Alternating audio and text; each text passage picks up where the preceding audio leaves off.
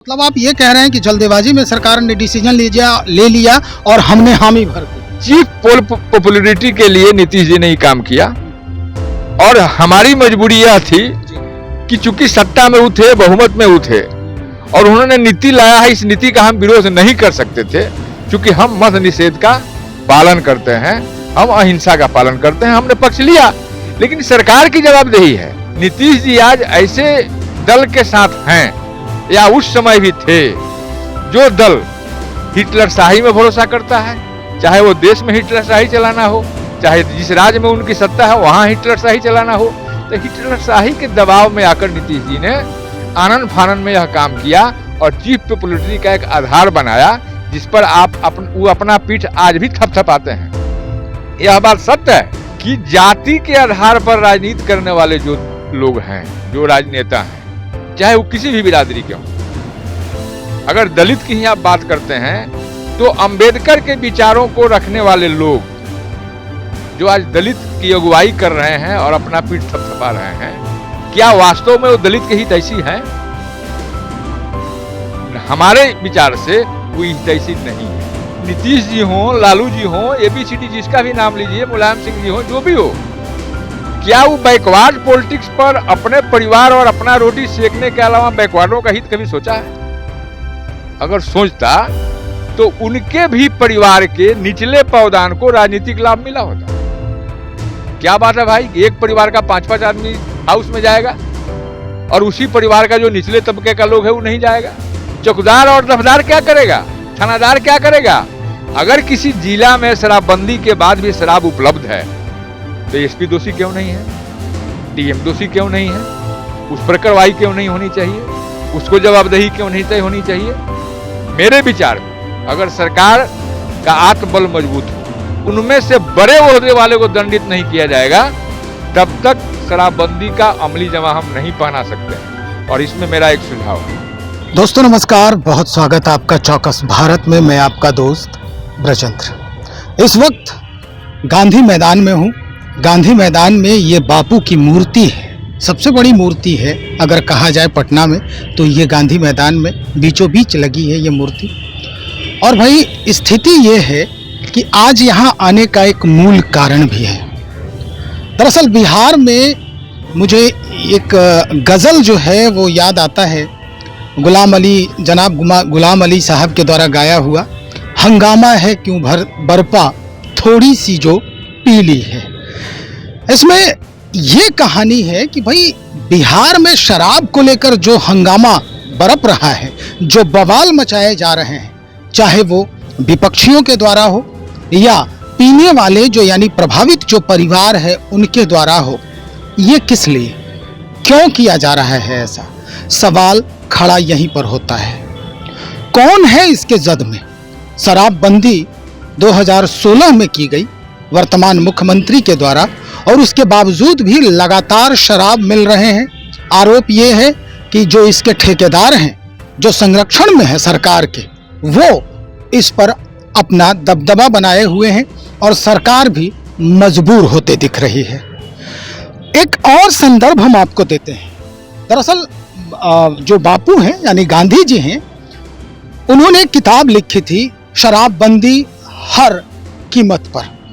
उसके page number 9 पर उन्होंने लिखा था कि अगर मुझे एक दिन के लिए तानाशाह बनने का मौका मिलता है तो बिना किसी मुआवजे के तमाम जो शराब के ठेके हैं या तमाम जो शराब के जो फैक्ट्रियां हैं उसे हम बंद कर दें और जितने भी भारत में उगने वाले ताड़ के बड़े बड़े पेड़ हैं उसे भी नष्ट कर दें।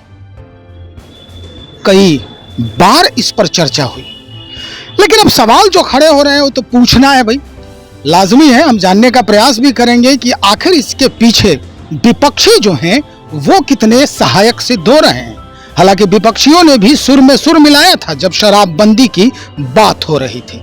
तो चलिए, आज ऐसे ही एक विपक्षी हमारे साथ खड़े हैं, डॉक्टर कमलदेव नारायण शुक्ला जी, कांग्रेस के बड़े लीडर हैं और इन्हीं से आज हम मुखातिब हैं। सर, बहुत स्वागत आपका।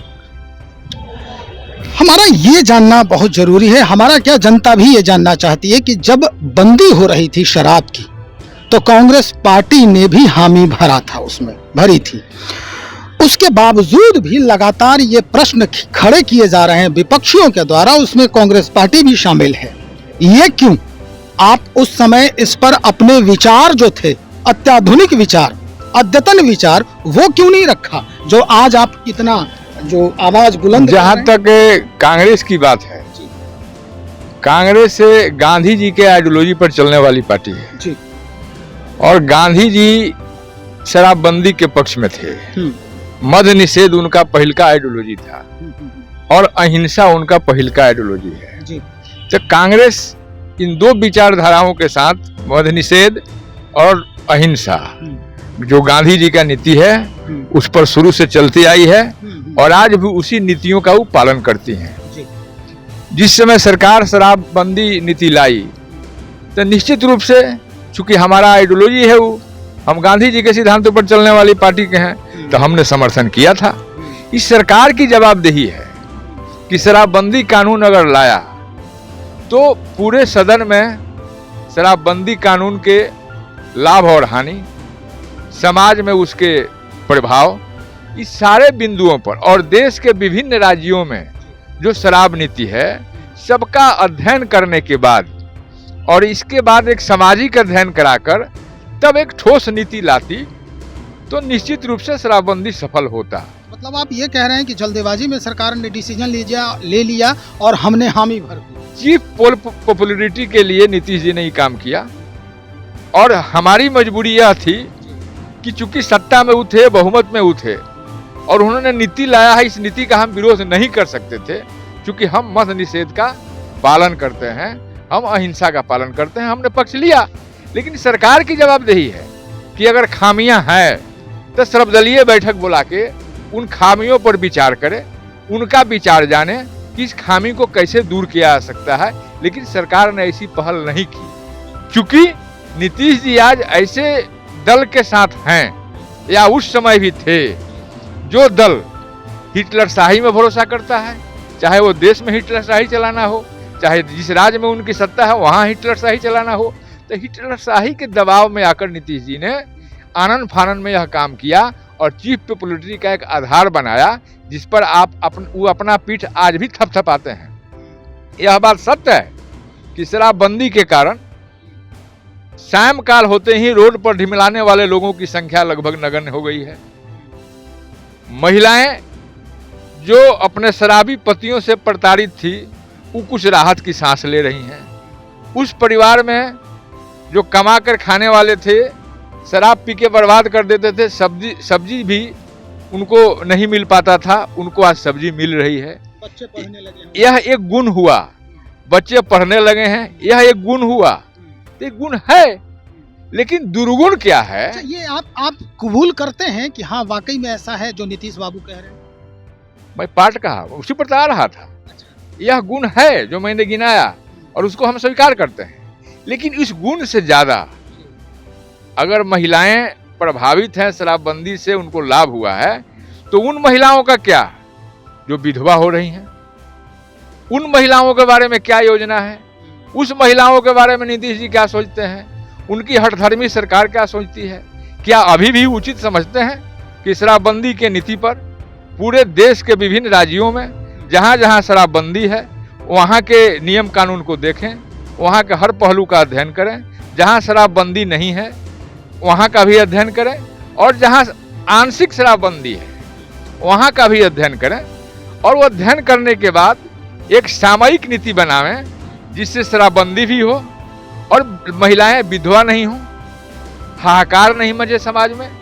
आज जहां हुई है शराबबंदी वहां 100 से ऊपर, हमारा अपना आकलन है कि 120-30 से ऊपर लोग मरे हुए हैं और वह जोन ऐसा जोन है जो छपरा, सिवान, गोपालगंज का जोन है और सम्मिलित इफेक्टेड है। शुक्ला जी, ठीक है इफेक्टेड है, लेकिन एक बात बड़ा ही महत्वपूर्ण है जिसे समझना बहुत जरूरी है, हमें भी, आपको भी और सरकार को भी समझना ये जरूरी है कि जहां पर ये घटनाएं हो रही हैं वो मूलतः जिस परिवार को सबसे ज्यादा जो हानि है वो पहुंच रही, वो मूलतः दलित परिवार है। दलित परिवारों की अगर बात करें तो कई दलित जो हैं, या हम अमूमन देखा है हमने कि कई पार्टियां भी जो है डॉक्टर भीमराव अंबेडकर से प्रभावित हैं, उनके जो संवैधानिक विचार हैं उनसे प्रभावित हैं, उनके वैचारिक उसके जो प्रभाव हैं उससे प्रभावित हैं। हम आपको एक बात याद दिलाते हैं, जब वो बौद्ध धर्म कबूल कर रहे थे डॉक्टर भीमराव अंबेडकर, 1956 की बात है ये, 22 प्रतिज्ञा उनके हाथ में थी, जिसमें एक प्रतिज्ञा ये भी था कि हम न तो नशा करेंगे और शराब से काफी दूर रहेंगे और अपने समाज को भी दूर रखेंगे। तो भीमराव अंबेडकर को मानने वाले ये क्यों नहीं समझाते हैं अपने उस कौम को, उस जाति के लोगों को कि शराब जो है वो बिल्कुल छूना गुनाह है?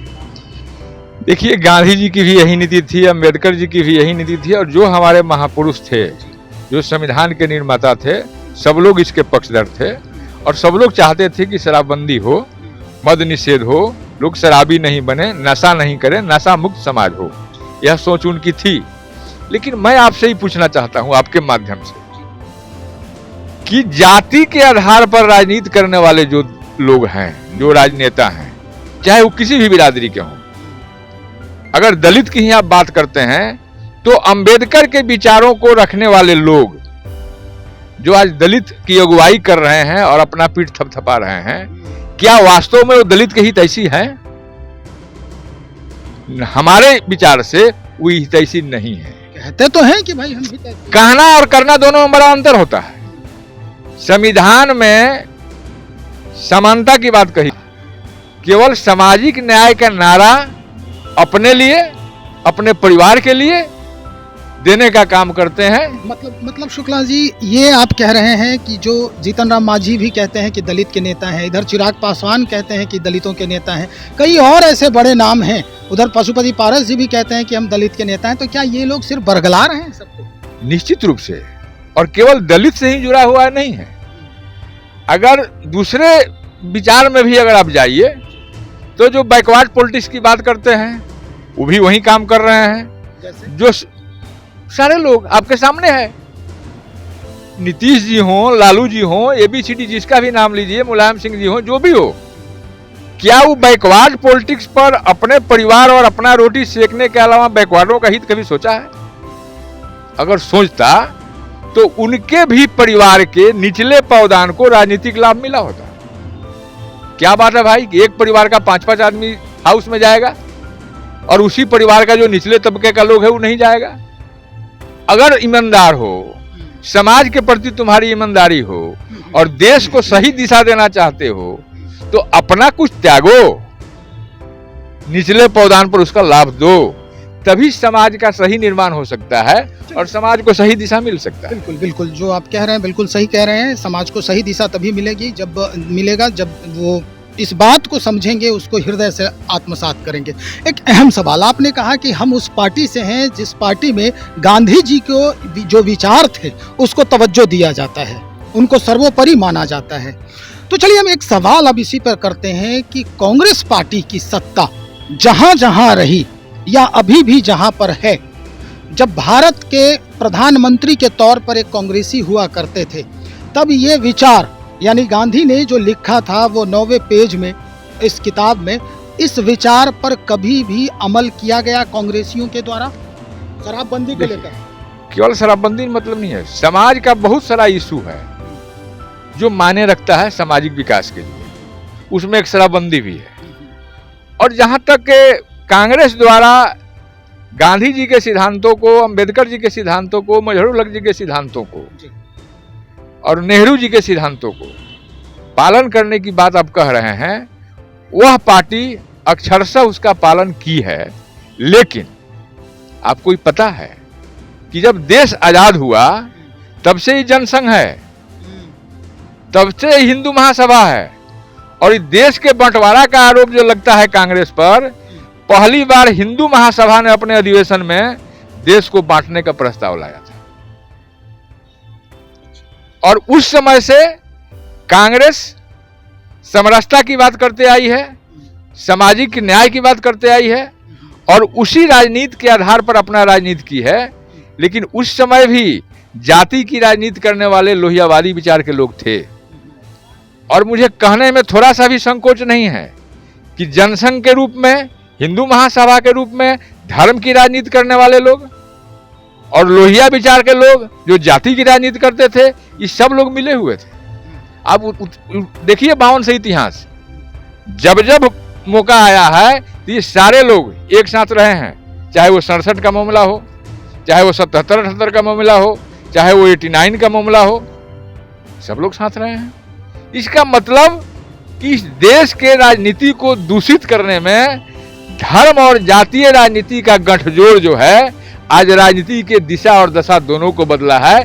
इसके लिए धर्म और जाति के राजनीति करने वाले लोग ज्यादा दोषी हैं। चलिए, हमारा आखिरी सवाल है शुक्ला जी आपसे कि विपक्ष फील करता है, महसूस कर रहा है कि हम बहुत कमजोर हैं, इसलिए शराब के मसले पर ही अगर हम लेते हैं, इस पर कोई दबाव सरकार पर नहीं बना पा रही है। हालांकि मजबूती अगर अलग अलग देखें तो नहीं है, लेकिन जहां महागठबंधन की बात हो जाती है तो वहां वर्तमान सरकार से यानी एनडीए से भी वो सबसे मजबूत है बिहार में अगर देखा जाए तो। क्या लगता है आप लोगों की जो कोशिशें हैं वो बिल्कुल कमजोर पड़ गई है, इसीलिए ये हाल है?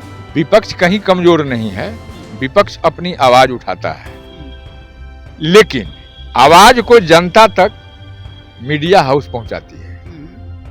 और आप लोग तो यूट्यूब वाले हैं, जिसके शुक्रगुजार इस समाज को होना चाहिए कि बहुत सारे बातें आप लोगों के माध्यम से अब निचले स्तर तक पहुंच जा रहा है। लेकिन जो मीडिया का हाल आज है पूरे देश में, बिहार उससे अछूता नहीं है। जो मीडिया हाउसेज हैं, बड़े जो कॉर्पोरेट हाउसेज हैं, जिसके अंडर मीडिया है, वह अपने चौथे स्तंभ होने के दायित्व को खो चुका है और वो कंप्लीट व्यवसाय कर रहा है और जनता को सही तथ्यों से अवगत नहीं होने दे रहा है। आपने कहा शराबबंदी का, तो शराबबंदी सरकार द्वारा पोषित है। शराब जो बिक रहा है शराबबंदी में, यह सरकार द्वारा पोषित है। सरकार की इच्छा शक्ति की कमी है। सरकार केवल कार्रवाई थोड़ी सी करके, जिस थाना में हुआ उसके चौकीदार को सस्पेंड कर दिए, उसके थानेदार को सस्पेंड कर दिए। यह पब्लिक के नजरों में धूल झोंकने के बराबर है, ओनली आई वॉश है। अगर सरकार संकल्पित होती कि नहीं, शराबबंदी को मुझे ग्राउंड लेवल तक लाना है, तो मैं जानना चाहता हूं कि अभी जो सारण प्रमंडल में घटना घटी है, यह पहली घटना नहीं है। विगत 4 वर्षों में यह तीसरी घटना है। इसके बाद भी सरकार क्या प्रतीक्षा करती है फिर कोई घटना घटे तो हम कुछ कार्रवाई करेंगे?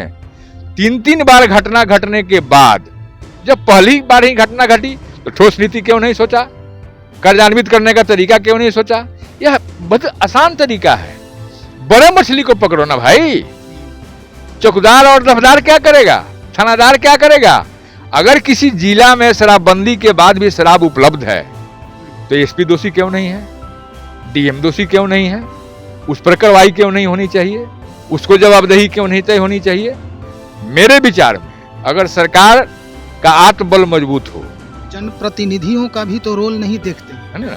अगर सरकार का आत्मबल मजबूत हो, कानून बनाना जनप्रतिनिधि विधानसभा का काम है, उसको कार्यान्वित कराना सरकार का काम है और कार्यान्वित करने का जिम्मेवारी हमारे अफसरान का है। और उसमें जिला में डीएम और एसपी जरूर आते हैं, प्रमंडल में कमिश्नर साहब जरूर आते हैं, राज्य में चीफ सेक्रेटरी और होम सेक्रेटरी जरूर आते हैं। मुख्यमंत्री की भी दायित्व बनता है, कार्यपालिका का भी दायित्व है, वैधानिका का भी दायित्व है, लेकिन कार्यान्वित कार्यपालिका करती है। जब तक उनमें से बड़े ओहदे वाले को दंडित नहीं किया जाएगा, तब तक शराबबंदी का अमली जमा हम नहीं पहना सकते हैं। और इसमें मेरा एक सुझाव है कि पहले तो सरकार शराबबंदी पर सर्वदलीय बैठक बुलावे, पूरे देश के विभिन्न स्टेटों में जहां शराबबंदी है उसके नीतियों का अध्ययन करे, और स्टेट के भी जहां शराबबंदी नहीं है वहां के भी नीतियों का अध्ययन करे, और कोई ठोस नीति बनावे जिससे रेवेन्यू का भी लॉस नहीं हो और जनता को शराबबंदी का लाभ मिल सके।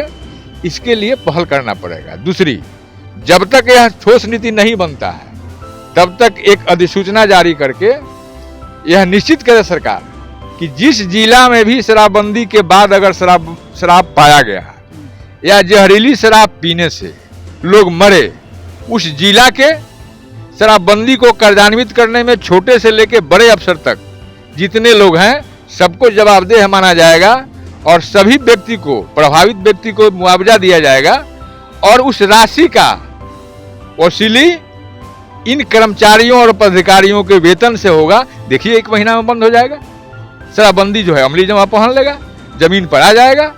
और आपके माध्यम से मैं ये मांग करता हूं कि उस जोन में, महाराजगंज विधानसभा में, गोड़ियाकोठी विधानसभा में, बनियापुर विधानसभा में, यानी महाराजगंज लोकसभा के अंतर्गत और उस जिला में, उस प्रमंडल के जोन में जहां जहां लोग जहरीली शराब पीने से मरे हैं, सरकार 25-25 लाख मुआवजा दे, उसके परिवार को नौकरी दे। और मैंने एक बड़ा आश्चर्य चीज देखा इस सरकार में। 17 तारीख को मैं भ्रमण कर रहा था, पीड़ित परिवारों से मिल रहा था। उस बीच में मद्य निषेध विभाग के सेक्रेटरी महोदय की काफिला गुजर रही थी, जिसमें जिला के डीएम एसपी सब थे, प्रमंडल के लोग भी थे जी और अनुमंडल के लोग भी थे, पदाधिकारी थे। बगल में 9 परिवार मुसहर जाति का मरा हुआ था, जिसका एक लाश पड़ा हुआ था पोस्टमार्टम के लिए। मैंने संपर्क किया, एसपी साहब का फोन नहीं उठा, डीएम साहब का फोन नहीं उठा, एसडीओ साहब का फोन नहीं उठा, एसडीपीओ का फोन उठा तो मैंने कहा कि पोस्टमार्टम के लिए भेजवाइए। लेकिन मद्य निषेध के सेक्रेटरी महोदय की काफिला और खुद उस मुसहर परिवार से मिलने उचित नहीं समझे और मिलने नहीं गए। यह उन अफसरों के संवेदनहीनता को बताता है। सरकार संवेदनशील नहीं है। सरकार मूर्त रूप में शराबबंदी को लागू करने देना नहीं चाहती है, या उनके ठेकेदारों को, और जो नेकेड है, जो इसमें जो चेन बना हुआ है, उस चेन को ध्वस्त करना नहीं चाहती है। उन्हें संरक्षण दे रही है, जैसे बालू माफिया को संरक्षण देती है। मतलब आप परोक्ष रूप से ये भी कह रहे हैं सर कि यहाँ पे जो विधायिका है वो बिल्कुल प्रतिभाहीन हो गई है और जो कार्यपालिका है वो अब सर चढ़ के बात कर रही है। दिखाई दे रहा है भाई, यह सरकार तो कंप्लीट 8-9 गो आईएएस के माध्यम से चल रहा है। आखिर एक खास आईएएस में क्या गुण है कि 9 विभाग का वो मालिक है? क्या गुण है भाई? सब तो आईएएस है, सब यूपीएससी करके आए हुए हैं, सब में वो क्वालिटी है। तो इक्वल डिस्ट्रीब्यूशन ऑफ वर्क सरकार में क्यों नहीं है? पदाधिकारियों के बीच में, एक एक व्यक्ति के बीच में 9 विभाग क्यों है? क्यों 9 विभाग के ऊपर भारी है? आखिर क्या औचित्य है? यह तो नीतीश जी को बताना पड़ेगा जनता को ना भाई, यह बताना चाहिए नीतीश जी को। चलिए, बहुत शुक्रिया जानकारी देने के लिए। हमारे साथ डॉक्टर कमल देव नारायण शुक्ला जी बातचीत कर रहे थे इस मसले पर कि भाई शराबबंदी को लेकर जिस तरह से हंगामा बरपा है, इसके जद में क्या है, इसके कहानी के पीछे जो स्क्रिप्ट है वो क्या है। स्पष्ट हो चुका होगा कि कहां कौन सी कड़ी जो है इस बंदी की वो कमजोर दिख रही है, जिसको लोग समझ नहीं पा रहे हैं, जिसको मरम्मत की जरूरत है, वो वहां पर हाथ नहीं रखते नजर आ रहे हैं। तो चलिए भाई, एक ये भी बात है कि विपक्षियों का काम तो कहना है, हंगामा तो करेंगे ही, लेकिन जो जद में आ रहे हैं इसके, उनके परिवारों का क्या, उनके जो बाकी बचे हुए लोग हैं, उनके बच्चे हैं, उनके घर में जो महिलाएं हैं, उनका कौन है रहनुमा? सवाल यही खड़ा होता है। देखते हैं सरकार क्या कुछ करती है उनके लिए। हालांकि मुआवजा की मांग लगातार हो रही है, कितना मुआवजा दे पाती है वर्तमान सरकार और क्या कुछ करती है उनके लिए बिहार सरकार। बने रहिए हमारे साथ, हम और भी खबरों को लेकर बहुत जल्द हाजिर हो रहे हैं। बहुत शुक्रिया।